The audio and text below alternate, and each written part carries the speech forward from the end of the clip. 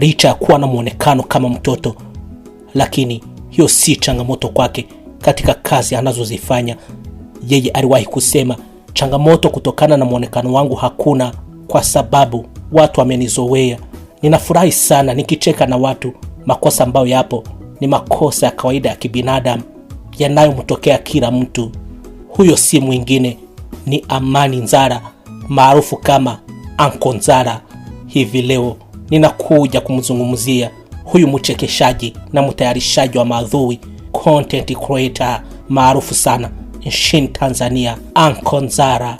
Karibuni sana. Kwa majina mimi naitwa Manasema Nirachiza aka Naibu Kironzo, na wakaribisheni sana.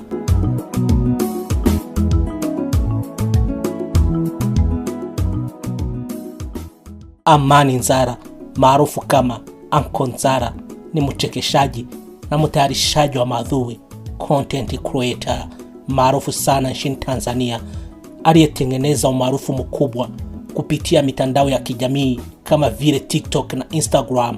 Anajulikana sana kwa video fupi za vichekesho na changamoto mbalimbali mtandaoni, akiwemo kuwashirikisha watu na hata mastaa na wafanya biashara wakubwa kama Mohamed Dewji maarufu kama Mo Dewji. Kwenye maudhui yake amekuwa akipanua wigo wake wa kazi hadi nje ya Tanzania, ikiwemo nchini Nigeria alipokutana na kuingiliana na wanalite wa mitandao ya kijamii na maudhui. Amewahi kueleza kuwa anataka kutambulika kama mbunifu kamili wa maudhui, content creator mwenye ushawishi, badala ya kuwekwa kwenye rebo ya wachekeshaji pekee. Mchekeshaji Uncle Nzara anasherehekea siku yake ya kuzaliwa kila ifikapo tarehe 21 Novemba. Hata hivyo, amekuwa akiweka siri mwaka kamili aliozaliwa pamoja na mkoa au eneo hususa alikotokea. Huwa anajipongeza na kupokea heri za kumbukumbu ya kuzaliwa kutoka kwa mashabiki na kurasa za burudani kila inapofika tarehe 21 Novemba. Licha muonekano wake wa ujana na udogo kiumri, alichagua kujiita Uncle kama ishara ya heshima, jina ambalo alipendelea kulitumia tangu akiwa shuleni. Kwa sasa anafanya kazi zake za sanaa na kuishi jijini Dar es Salaam nchini Tanzania.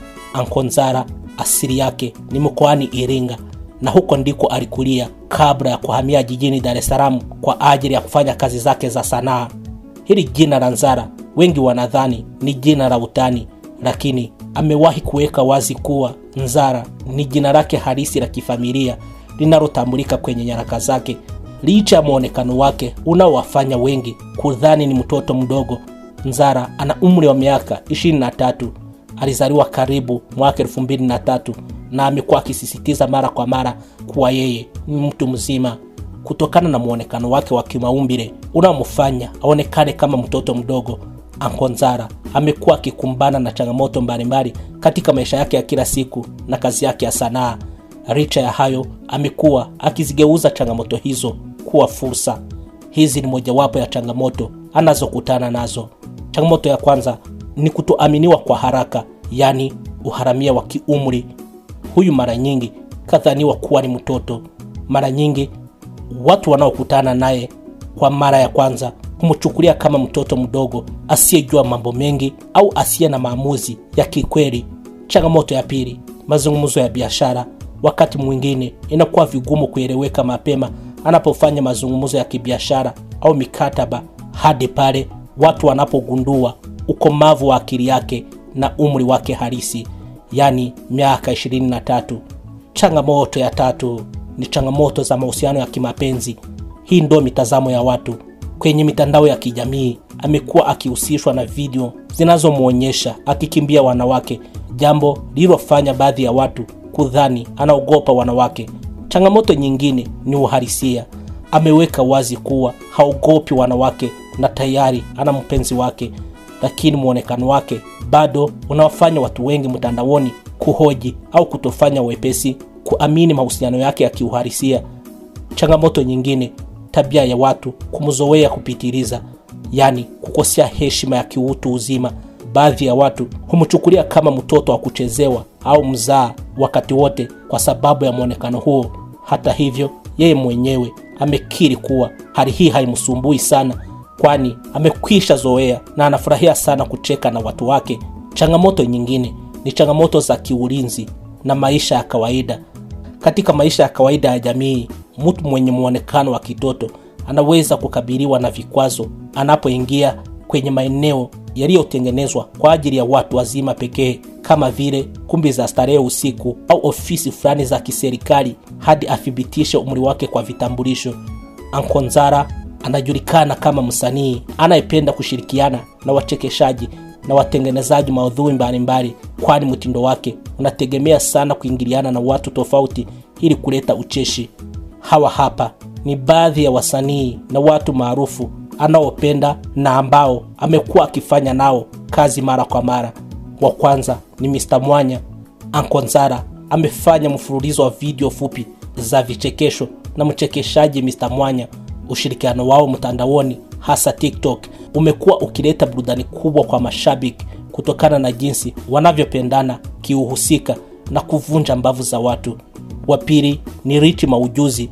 Amekuwa akishirikiana na mtayarishaji wa maudhui na msanii Rich Maujuzi kwenye baadhi ya video zake zilizomupa maarufu mkubwa, wakitengeneza miongoni mwa vichekesho vinavyovutia watazamaji wengi. Anafanya kazi pia na wachekeshaji wa kundi la Mweusi, hasa Steve Mweusi. Ankonzara amekuwa akionekana akishirikiana na wachekeshaji wa kidijitali wa kizazi kipya nchini Tanzania, akiwemo Steve Mweusi na timu yake, ambao wamekuwa wakiongoza kwa kutazamwa sana kwenye majukwaa ya mitandaoni.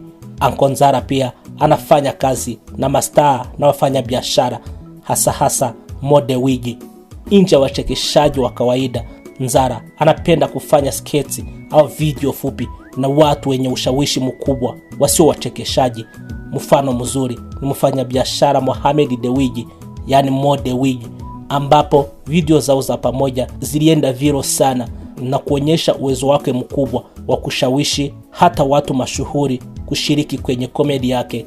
Ankonzara anaamini katika kukua kwa tasnia ya ucheshi wa mtandaoni, yani digital content creation, na ndio maana huwa yuko tayari kufanya kazi na msanii yeyote chipukizi au mkubwa mwenye wazo zuri la kichekesho.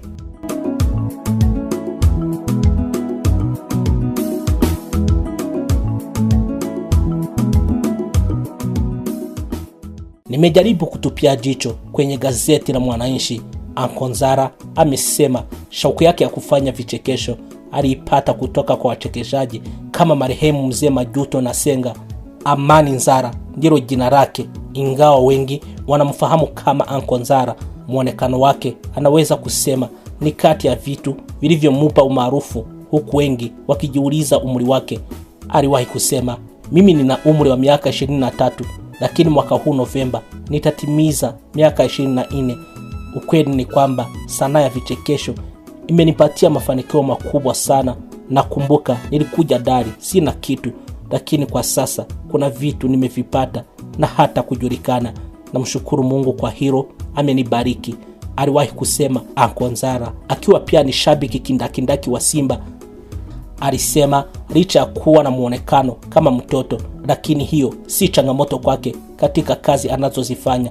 Aliwahi kusema, changamoto kutokana na muonekano wangu hakuna, kwa sababu watu wamenizoea. Nafurahi sana nikicheka na watu. Makosa ambayo yapo ni makosa ya kawaida ya kibinadamu yanayomtokea kila mtu, alisema.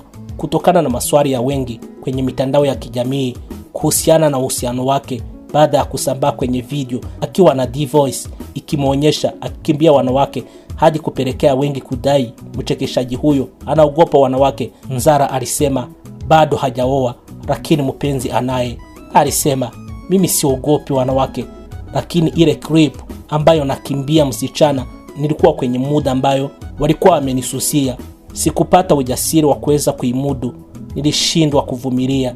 D-Voice alinitafuta akaomba tufanye kazi, tukaelezeana mambo ya budget, tukafanya kazi.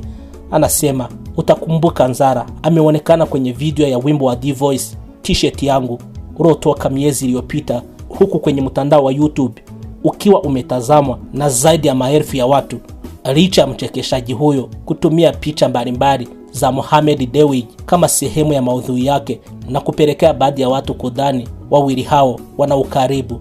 Nzara anafunguka kuwa hajawahi kuonana na tajiri huyo ana kwa ana. Yeye aliwahi kusema, mimi sijawahi kukutana na Mohamed, lakini ni mtu ambaye hana mambo mengi, amenyooka na anawekeza kwenye timu yetu, tunafurahi, alisema. Ikumbukwe Mohamed aliwahi kuchapisha video ya Nzara kwenye ukurasa wake wa Instagram, na hapo ndipo mchekeshaji huyo alianza kutumia kama maudhui kwake.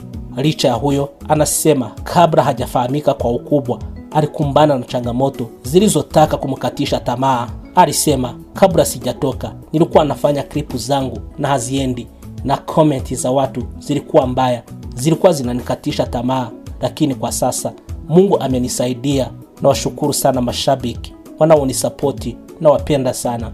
Kitu ambacho natamani mashabiki wafahamu ni kwamba nawapenda na ninawakubali. Bila wao mimi si kitu. Nisipoposti wananipigia simu. Napenda kuwafurahisha watu ili kuondoa mawazo, alisema. Hii ndio sababu ya kujiita Anko Nzara. Linapotajwa jina la Anko, wengi hupata tafsiri ya mtu mzima, yani mkubwa kiumri, lakini hii ni tofauti kwa Nzara ambaye licha ya muonekano wake kuwa mdogo, lakini ameamua kujiita Anko Nzara. Yeye aliwahi kusema, Anko ni heshima, jina nilikubali kujiita hivyo, nilipenda kujiita hivyo tangu nikiwa shuleni. Ni jina ambalo nilikuwa nalikubali kwamba siku yoyote nitakapofungua mitandao ya kijamii nitajiita hivyo, na hadi sasa najiita, alibainisha Anko Nzara. Nakushukuru sana kwa kunitegea sikio na kunitazama. Hivi leo nimekuwa nikimzungumzia Amani Nzara maarufu kama Anko Nzara. Ni mchekeshaji na mtayarishaji wa maudhui, content creator maarufu nchini Tanzania. Alitengeneza umaarufu mkubwa kupitia mitandao ya kijamii kama vile TikTok na Instagram. Asanteni sana kwa kunifuatilia. Kwa majina, mimi naitwa Manasema Nirakiza aka Naibu Kilonzo. Tutasubiri wakati mwingine. Kwaherini kwa sasa.